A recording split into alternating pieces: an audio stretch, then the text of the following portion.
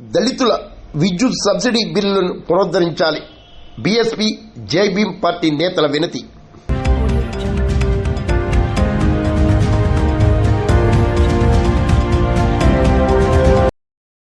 దళితులకు విద్యుత్ సబ్సిడీ రాయితీ బిల్లులను కొనసాగించాలని Bahujan Samaj Party Jaggampeta incharge Juttuga Nageswararao demand చేశారు.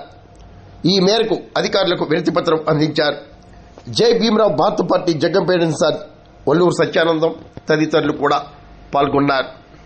గత కొన్నేళ్లుగా ఆయా ప్రభుత్వాలు కొనసాగిస్తున్నట్లుగానే రాయితీలను కొనసాగించాలని డిమాండ్ చేశారు. నియోజకవర్గ బహుజన్ సమాజ్ పార్టీ ఇన్ఛార్జిగా పనిచేస్తూ ఉన్నాను. అయితే ఈరోజు జగ్గంపేట డిఈ ఆఫీస్ దగ్గర మరి మేము రావడం జరిగింది.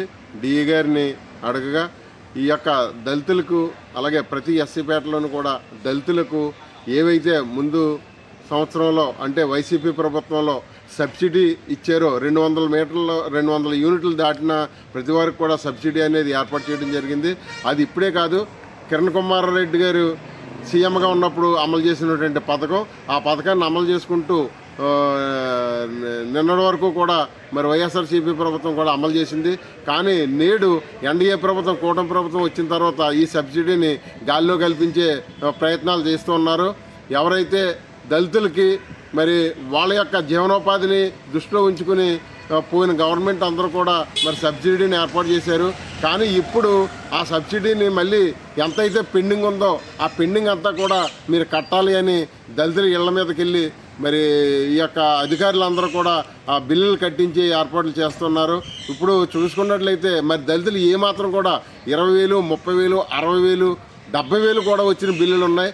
మరి వీళ్ళందరూ కూడా లబోదిబోమని ఏడ్చే పరిస్థితి ఉంది. దళితులు 60,000 రూపాయలు బిల్లు కట్టాలంటే ఎక్కడి నుంచి వచ్చి కడతారు? వాళ్ళ జీవనోపాధి ఏంటి?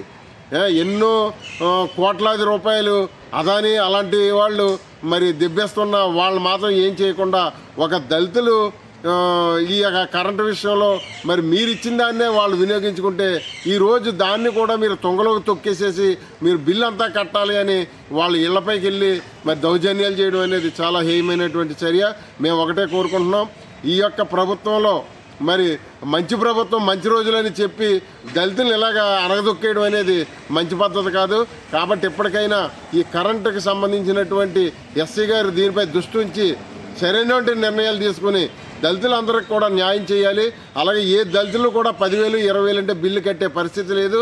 దీన్ని మీరు ఇలాగే కొనసాగిస్తే మా బహుజన సమాజ్ పార్టీ తరఫున మేము పెద్ద ఎత్తున పోరాటం చేసి దీన్ని ఆపే వరకు కూడా ప్రతి దళితుల్లోనూ కూడా చైతన్యం తీసుకొచ్చి దీన్ని మేము పోరాడతామని ఈ సందర్భంగా తెలియజేసుకుంటూ ఉన్నాను.